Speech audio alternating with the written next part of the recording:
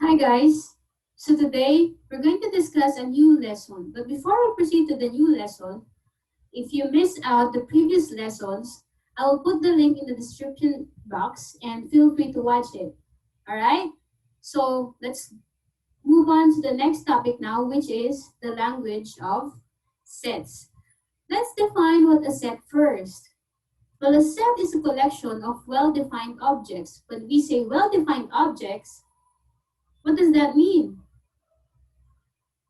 Now, for us to know what well-defined objects means, we will take these examples of sets. Let's say the set of scary movies. Is it a well-defined objects? And then the set of months in a year. Is this well-defined objects as well? So the set of scary movies is not an example of a well-defined. It is not well-defined. Why? Because there are movies that might be not scary to me but is scary to you. Alright? So we have different perspectives when it comes to scary movies. But then, in the example letter B, it is a well-defined object. The sets of months in a year. So there are 12 months. So there are no other months in a year. So therefore, it is a well-defined object. So letter B here is an example of a set. Now, what do we call the element, the objects that contain in a set?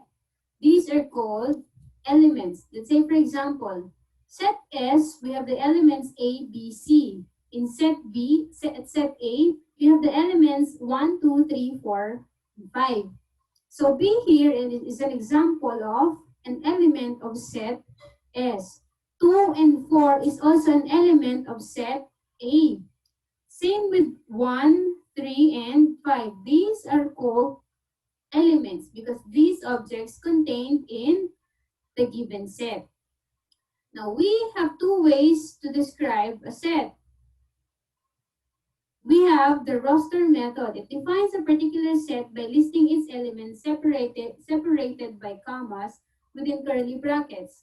Let's say, for example, we have here the bracket on the two sides or both ends of the set, and elements are found inside the brackets. So this is using the roster method. Later, we will discuss another way of using. Let's have first the cardinality of sets. The cardinality of sets refers to the number of elements in a set. Meaning, if a set has 10 elements, therefore its cardinality is 10. Let's say, for example, set S, we have 3 elements, A, B, C. Therefore, its cardinality is 3. Now, you can write it as in this form. So, N, or the cardinality of set S, is equal to 3. Let's have another example. Set B, the elements are dog and cat. So, there are only 2 elements. Therefore, the cardinality is 2. And you may write it in this form wherein the cardinality of set B is equal to 2. Okay. Now, sets that contain exactly the same elements are what we call the equal sets. Again, equal sets, these are two sets that has exactly the same elements. Let's say, for example, this set 1, 2, 3, 4, 5 is equal to 5, 4, 3, 2, 1. It is an example of an equal set because the elements are the same. So, only the position is different.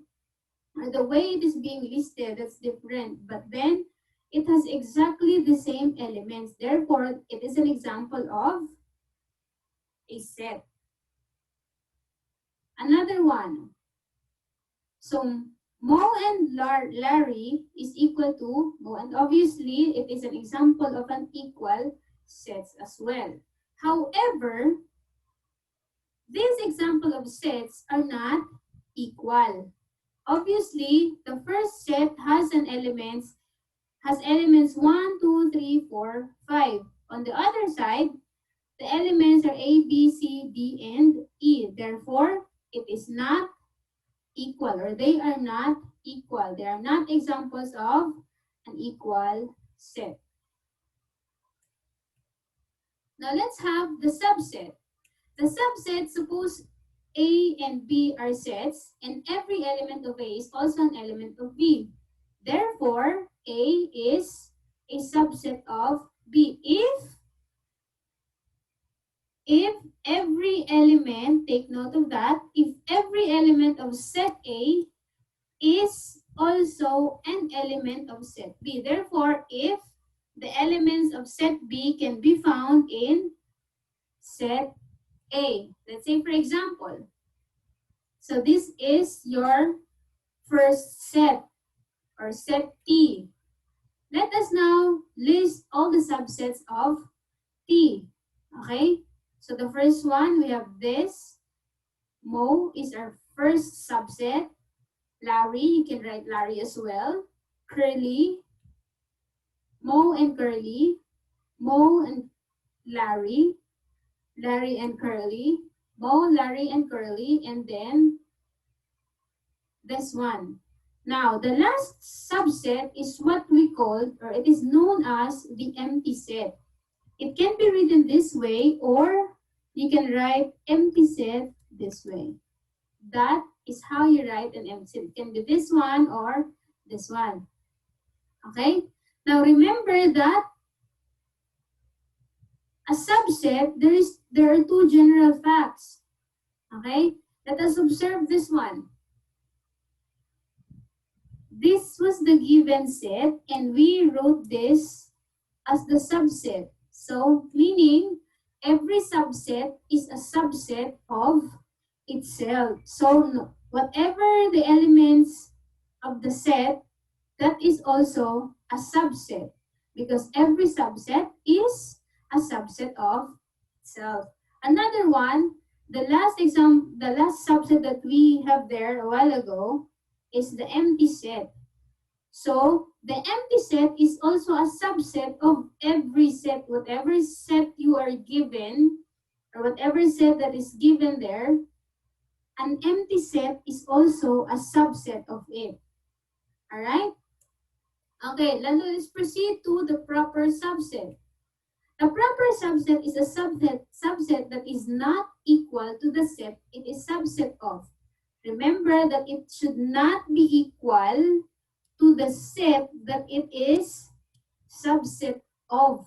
That's the difference between subset and a proper subset. Let's have another definition. A proper subset is a subset that is smaller. So a while ago, we said that it should not be equal to the set it is subset of.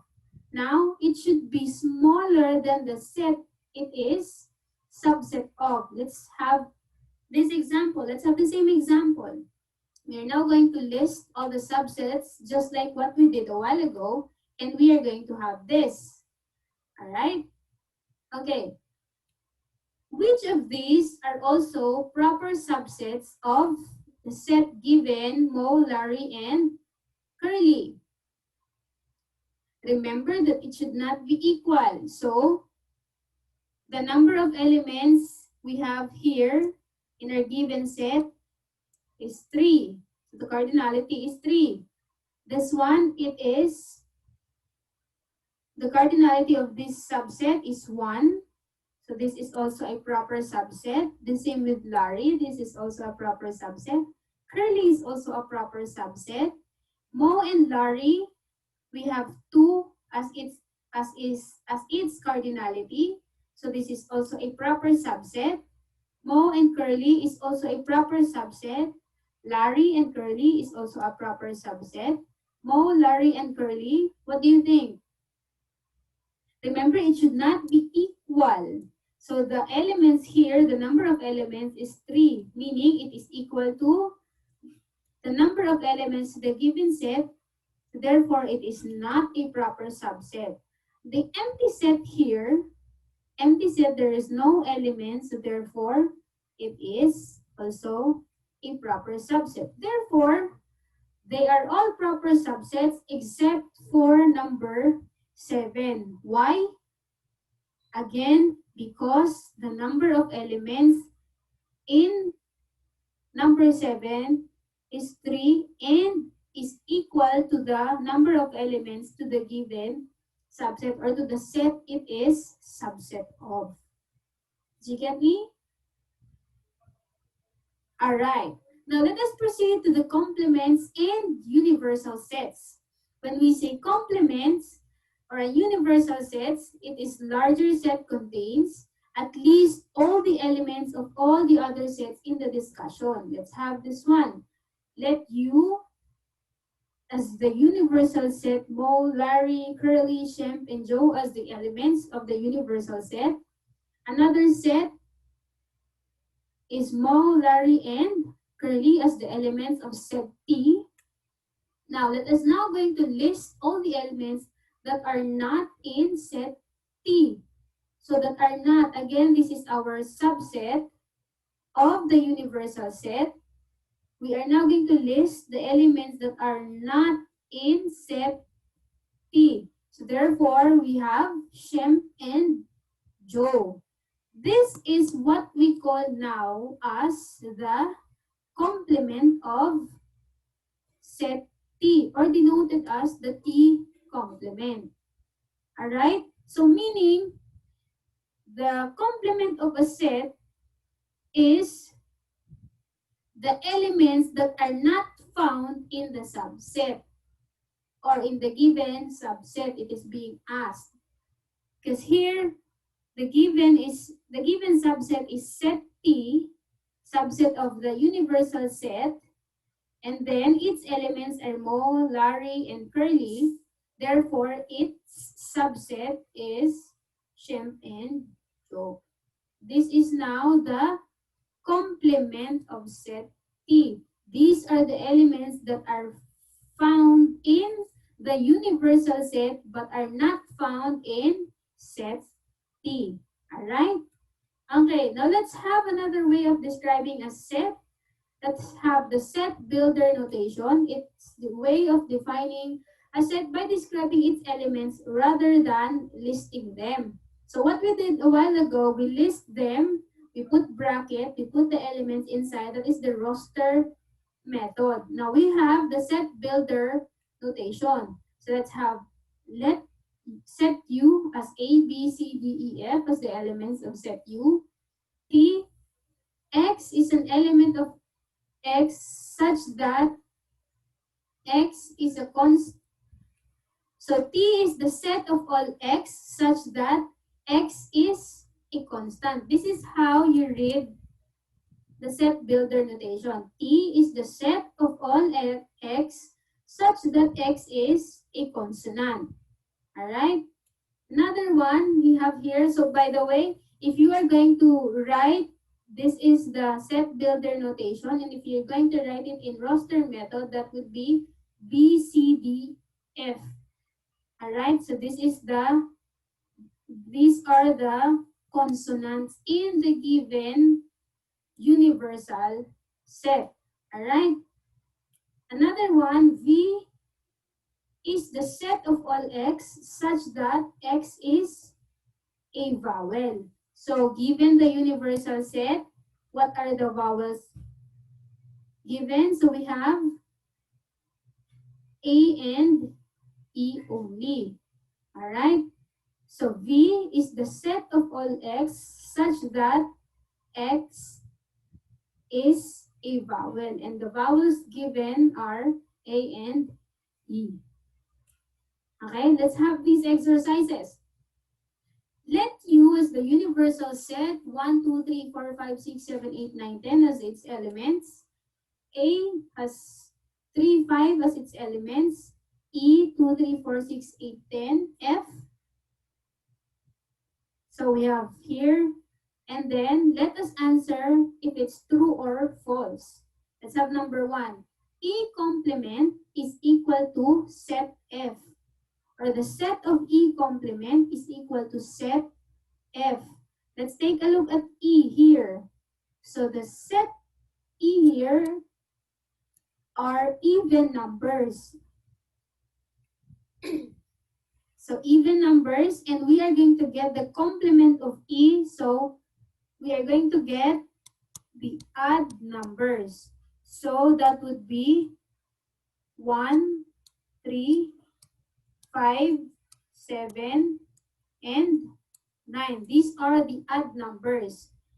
It should be equal to F. So what is set F? So F is an element such that is, the elements of set F are odd numbers. So therefore, they are equal and it is true. Alright? Next, this example, 1, 2, 3 is a subset of 2, 3, 5, and 6. Is it true or false? Alright, it is false. Why false? Remember that if we're talking about a subset, the elements can be found in, the elements of set A can be found in set B. So we don't have one here.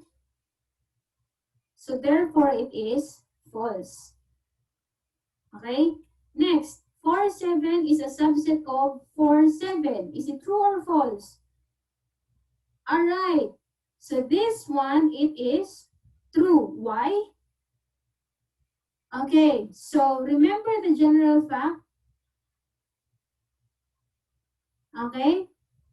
A set is a subset of itself. Every set is a subset of itself. That's why example number 3 is true. Okay, do you have any questions? Well, if you have one, well, you can find me at, look at your screen. That's where my social media account is. You can always leave a comment down below. And if you have topics that you need me to discuss, feel free to put it in the comment section. And thank you for watching.